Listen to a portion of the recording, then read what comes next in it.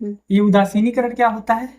उदासीनीकरण जब हम कभी भी अम्ल और क्षार को जब एक साथ मिलाते हैं तो वो एक दूसरे के प्रभाव को नष्ट कर देते हैं, मतलब ना अम्लीय होंगे ना ही क्षारीय होंगे, तो वो क्या कहलाता है आपका उदासीनीकरण। तो उदासीनीकरण में क्या होगा, जैसे जल बनता है, जल आपका क्या है, एक उदासीन मतलब पदार्थ है।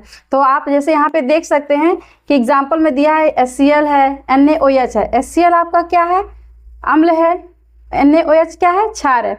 अब ये जब क्रिया करेंगे तो NaCl लवण बना, उसका मतलब सॉल्ट बन गया, और क्या बन गया, जल। तो ये जल बनने की प्रक्रिया को हम कह सकते हैं उदासीनीकरण। ये किस फॉर्म में होता है, ये क्या है? एक्वस, एक्वस को डिनोट करता है, मतलब हम जो अम्ल ले रहे हैं वो अम्ल का जलीय विलयन ले रहे हैं। तो जब भी किसी का जलीय विलयन लेते हैं तो उसको बोलते हैं एक्वस, लिखते हैं AQ, उसको डिनोट करते हैं। एल तो डिनोट करते हैं, ये एल लिक्विड के लिए डिनोट करते हैं, जब कोई चीज लिक्विड में होता है, लिक्विड फॉर्म में होगा, समझे, मतलब जलीय होगा, जल ही आपका लिक्विड है।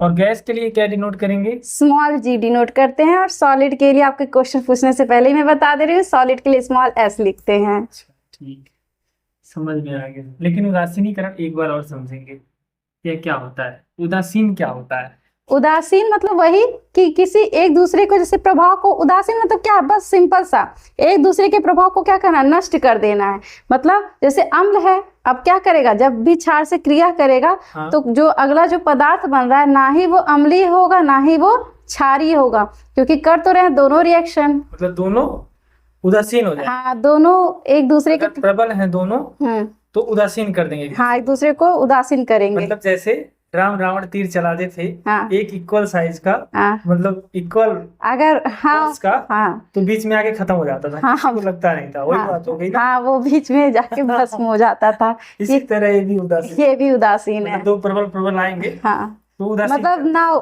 ये उसको प्रभावित करेगा, मतलब ना अम्ल क्षार को प्रभावित। उदासीन का pH कितना होगा? 7 होता है, ना अम्लीय ना क्षारीय, क्योंकि आपको पता है 7 से अगर नीचे जाएंगे, 1 से लेके 7 के बीच का अम्लीय, और 7 से 14 आपका क्षारीय, और 7 पे उदासीन होता है। सेटिस्फाइड।